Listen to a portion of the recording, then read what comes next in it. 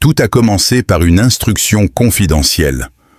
Aucun communiqué officiel, aucune apparition publique, aucun événement inscrit à l'agenda royal ne laissait présager ce qui se préparait derrière les murs de Buckingham Palace.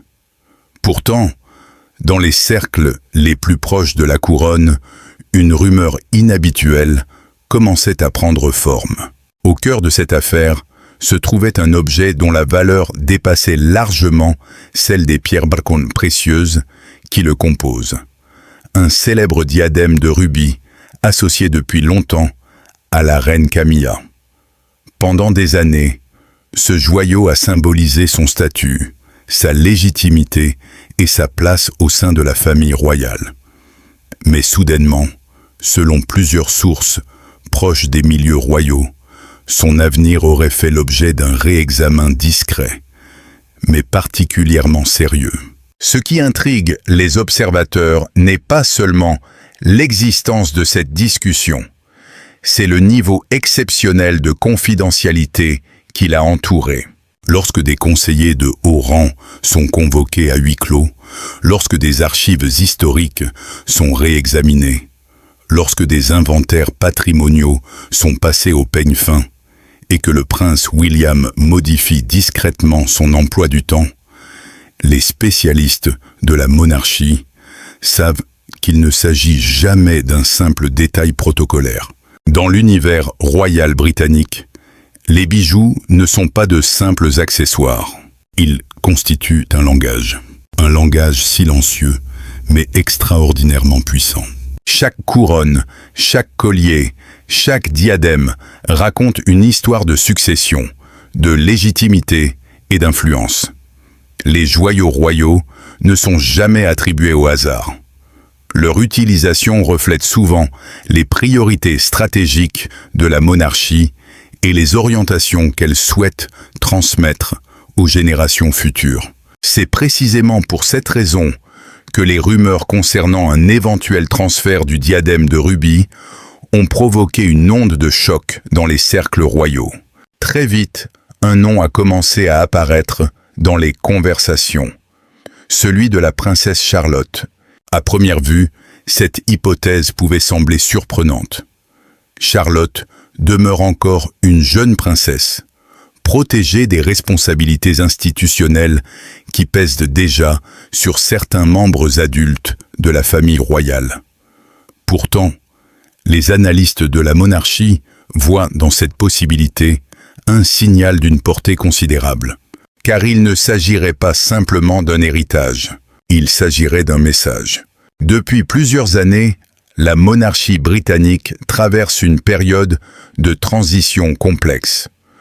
Le règne du roi Charles III s'est ouvert dans un contexte marqué par les défis de santé, les tensions familiales et une attention médiatique constante. Dans ce climat délicat, chaque décision symbolique acquiert une importance particulière. Selon plusieurs observateurs, la question fondamentale ne serait donc pas de savoir qui porte aujourd'hui le diadème. La véritable question serait de savoir à qui appartient l'avenir. Derrière cette interrogation se cache un débat beaucoup plus profond. Faut-il préserver certains symboles auprès des figures actuelles du pouvoir ou les préparer dès maintenant pour ceux qui représenteront la monarchie de demain? Cette réflexion renvoie directement à la vision qu'avait autrefois la reine Élisabeth II de la collection royale. Durant son règne, elle considérait les bijoux historiques comme un patrimoine institutionnel plutôt que comme une propriété personnelle. Pour elle, chaque pièce devait servir la stabilité de la couronne et non les intérêts individuels d'un membre de la famille. Cette philosophie semble aujourd'hui revenir au centre des discussions. À mesure que le prince William se rapproche du futur trône et que Catherine gagne en popularité auprès du public, l'attention se tourne naturellement vers leurs enfants. Parmi eux, Charlotte occupe une place particulière. Elle représente à la fois la continuité de la dynastie Windsor et l'image moderne que la monarchie cherche à projeter. Cette double dimension explique pourquoi son nom apparaît désormais dans les débats liés à certains héritages symboliques. Le diadème de rubis devient ainsi bien plus qu'un objet précieux. Il se transforme en indicateur politique. Certains proches de la couronne estimeraient que maintenir éternellement certains trésors dans le cercle associé à Camilla risquerait d'ancrer la monarchie dans le présent au lieu de préparer son avenir. D'autres considèrent au contraire qu'un transfert prématuré pourrait être interprété comme une remise en question de son rôle actuel. Cette opposition discrète révèle un affrontement plus large entre deux visions de l'institution. La première privilégie la continuité du règne actuel. La seconde cherche déjà à construire l'ère qui suivra. Et au centre de ce débat se trouve une jeune princesse qui n'a encore rien demandé, mais qui apparaît progressivement comme l'un des symboles les plus importants de la prochaine génération royale. Ainsi, derrière l'apparente histoire d'un diadème, se dessine une réalité beaucoup plus profonde. Ce que Buckingham Palace semble gérer aujourd'hui n'est pas simplement la destination d'un joyau historique. C'est la préparation silencieuse d'une transition générationnelle. Une transition où chaque geste, chaque silence et chaque symbole pourrait annoncer la forme que prendra la monarchie britannique dans les décennies à venir. De cette histoire concernait un diadème, le deuxième révèle une réalité bien plus complexe. Une lutte discrète autour de l'avenir même de la monarchie britannique. Car derrière les portes closes du palais, les discussions n'auraient jamais porté uniquement sur un bijou. Elles auraient porté sur une question beaucoup plus délicate. Qui façonnera l'image de la couronne dans les décennies à venir ? À mesure que les rumeurs concernant le transfert du diadème de rubis prenaient compte de l'ampleur, une ligne de fracture semblait apparaître au sein des cercles royaux. D'un côté se trouvaient ceux qui estimaient que Camilla devait conserver l'association symbolique avec cette pièce emblématique. De l'autre, ceux qui considéraient que la monarchie ne pouvait plus se permettre de regarder uniquement le présent. Selon plusieurs observateurs royaux, ce débat révélait deux visions opposées de l'institution. La première reposait sur la reconnaissance du rôle joué par la reine Camilla depuis son accession au trône aux côtés du roi Charles III. Après des décennies de controverses, d'expositions médiatiques et de critiques publiques, Camilla avait progressivement obtenu une place stable dans l'appareil monarchique. Pour ses partisans, remettre en question son lien avec un joyau aussi prestigieux risquait d'envoyer un message politique extrêmement sensible. Mais pour d'autres conseillers, la question n'était plus personnelle. Elle était institutionnelle. L'histoire des monarchies démontre que les souverains qui survivent aux crises sont ceux qui préparent l'avenir avant même qu'il ne devienne nécessaire. Cette philosophie aurait progressivement gagné du terrain dans les discussions internes. Plusieurs experts de la royauté soulignent que le roi Charles III règne aujourd'hui dans un contexte inédit. Son accession au trône est intervenue après le règne exceptionnellement long d'Élisabeth II.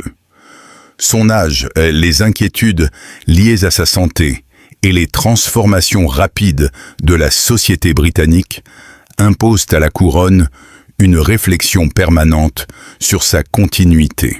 Dans ce contexte, le prince William apparaît de plus en plus comme le véritable visage de l'avenir monarchique. Les sondages réalisés ces dernières années montrent régulièrement que William et Catherine figurent parmi les membres les plus populaires de la famille royale. Leur image publique repose sur une combinaison rare de tradition et de modernité. Ils incarnent une stabilité que beaucoup considèrent essentielle pour les décennies à venir. Cette popularité croissante modifie naturellement les équilibres internes, même sans déclaration officielle, même sans intervention publique. Leur influence semble s'étendre progressivement au sein de l'institution. C'est dans cette dynamique que la princesse Charlotte prend une importance particulière. Longtemps perçue simplement comme la fille du futur roi, elle commence désormais à être observée sous un angle différent. Les spécialistes de la monarchie remarquent qu'elle occupe une position unique dans la nouvelle génération royale. Elle appartient à la lignée directe de succession tout en incarnant une figure féminine appelée à jouer un rôle majeur dans l'image future de la couronne. C'est précisément ce qui aurait transformé le débat autour du diadème en un sujet aussi explosif. Le bijou n'était plus seulement un symbole du présent. Il devenait un symbole de succession. À mesure que cette idée gagnait du terrain, les tensions se seraient accentuées dans les coulisses du palais. Certains conseillers craignaient qu'un transfert soit interprété comme un désaveu implicite de Camilla. D'autres soutenaient qu'un report prolongé ne ferait qu'amplifier les spéculations et compliquer davantage une décision qui finirait inévitablement par être prise. Cette opposition illustre l'un des dilemmes fondamentaux de toute monarchie moderne. Comment honorer le présent sans compromettre l'avenir? Comment préserver les équilibres familiaux tout en garantissant la continuité institutionnelle? Pour Charles III, la situation aurait été particulièrement délicate. En tant qu'époux, il devait tenir compte des conséquences émotionnelles d'une telle décision. En tant que souverain, il devait penser à l'intérêt supérieur de la couronne. L'histoire royale montre que ces deux responsabilités entrent souvent en conflit. Les souverains les plus marquants ont fréquemment été contraints de choisir entre loyauté personnelle et nécessité institutionnelle. Selon plusieurs analystes, le dossier du diadème de rubis aurait précisément placé Charles face à ce type de choix. À mesure que les discussions progressaient, la question du symbole devenait plus importante que celle de l'objet lui-même. Un diadème peut être conservé dans un coffre, mais le message qu'il transmet peut influencer toute une génération. C'est pourquoi les réunions évoquées par plusieurs sources auraient pris une dimension stratégique. Les conseillers n'examinaient plus seulement des inventaires ou des documents patrimoniaux. Ils réfléchissaient à la manière dont la monarchie souhaitait raconter son propre avenir. Dans cette perspective, Charlotte apparaissait comme une figure centrale, non pas parce qu'elle revendiquait quoi que ce soit, mais parce qu'elle représentait déjà quelque chose. Elle représentait la continuité. Elle représentait la stabilité. Elle représentait cette génération que la monarchie cherche discrètement à préparer pour le jour où William deviendra roi. Peu à peu, ce qui avait commencé comme une simple rumeur autour d'un bijou historique s'est transformé en un débat beaucoup plus vaste sur l'identité future de la famille royale. Et alors que les discussions se poursuivaient dans le plus grand secret, une réalité semblait s'imposer à tous les acteurs du dossier. Le véritable enjeu n'était pas de savoir qui posséderait le diadème. Le véritable enjeu était de déterminer quel visage la monarchie britannique souhaitait offrir au XXIe siècle. C'est à ce moment précis que le roi Charles III aurait été appelé à prendre une décision susceptible de redéfinir les équilibres symboliques de toute la famille royale. Une décision dont les conséquences allaient bientôt dépasser largement les murs du palais. Lorsque les discussions confidentielles arrivèrent à leur phase finale, une évidence semblait s'imposer à tous ceux qui participaient au dossier. Aucune décision ne permettrait d'éviter totalement la douleur. Depuis des mois, les conseillers royaux examinaient chaque détail avec une prudence extrême.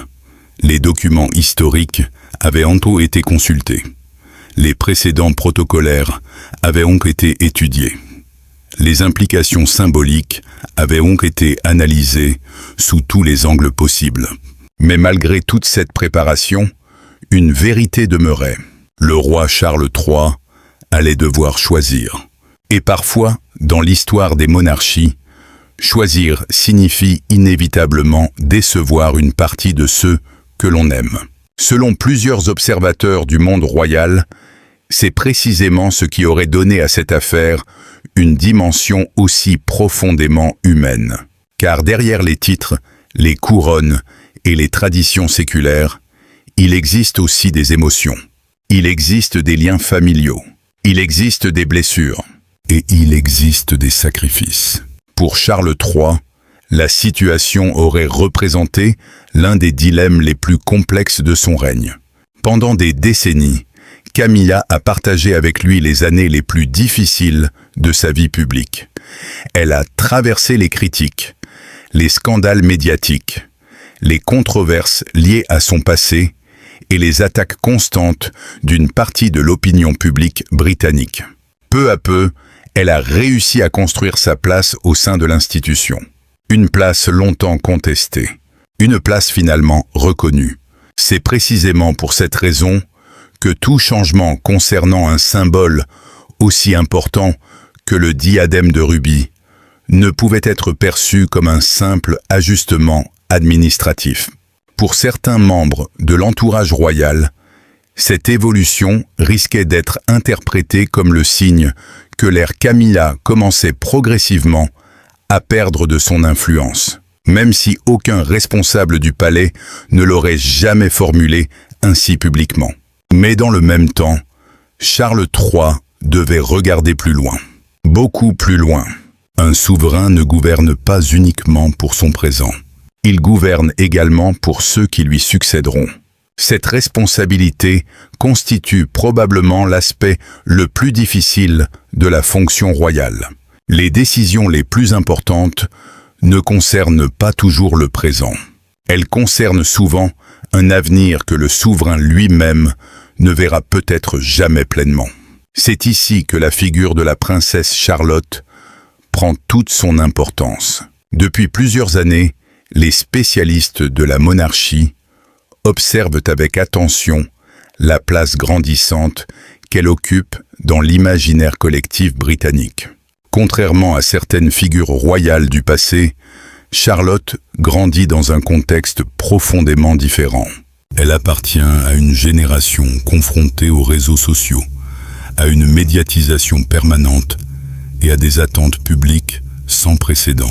Pourtant, malgré son jeune âge, elle apparaît déjà comme l'une des personnalités les plus populaires de la nouvelle génération Windsor. Cette popularité n'est pas seulement une question d'image.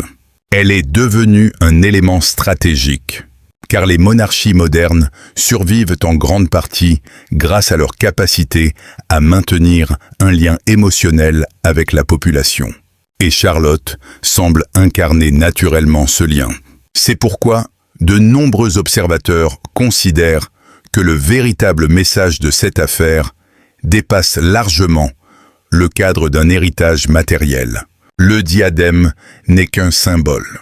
Ce qui compte réellement, c'est ce qu'il représente. En plaçant progressivement Charlotte au centre de cette transmission symbolique, la couronne semblerait envoyer un message très clair. L'avenir est déjà en préparation. Cette idée apparaît comme le fil conducteur de toute l'affaire. Chaque réunion discrète, chaque document confidentiel, chaque silence soigneusement entretenu, tout semble converger vers une même conclusion. La monarchie britannique ne veut pas attendre qu'une transition devienne nécessaire pour commencer à l'organiser. Elle souhaite la préparer dès aujourd'hui. Dans cette perspective, William et Catherine occupent également une position essentielle. Le couple princier s'est toujours montré particulièrement prudent concernant l'exposition médiatique de ses enfants. Contrairement à certaines générations royales précédentes, ils ont tenté de préserver autant que possible l'équilibre entre devoirs institutionnels et vie familiale. Mais ils savent également qu'il existe une réalité incontournable. Le temps avance, et avec lui, les responsabilités. Les enfants du prince et de la princesse de Galles ne pourront pas rester éternellement à l'écart des symboles qui façonnent l'avenir de la couronne. Charlotte semble aujourd'hui devenir l'une des premières représentations visibles de cette transition.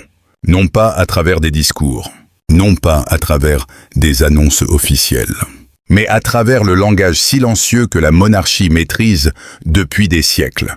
Le langage des symboles, le langage des héritages, le langage des gestes qui paraissent modestes, mais dont la portée traverse parfois plusieurs générations. C'est précisément ce qui rend cette histoire si fascinante. À première vue, elle parle d'un diadème. En réalité, elle raconte quelque chose de beaucoup plus profond. Elle raconte la manière dont une institution vieille, de plusieurs siècles, tente d'assurer sa propre survie. Elle raconte le moment où une génération commence lentement à céder sa place à une autre. Elle raconte aussi la solitude du pouvoir. Car si les informations rapportées sont exactes, Charles III aurait finalement accepté de privilégier la continuité institutionnelle plutôt que le confort personnel. Une décision qui ne célèbre personne. Une décision qui ne condamne personne. Une décision qui cherche simplement à préserver ce que la monarchie considère comme essentiel, sa permanence. C'est pourquoi cette affaire restera probablement importante, même si le palais ne confirme jamais officiellement chaque détail. Parce qu'au fond, le véritable héritage n'a jamais été le diadème.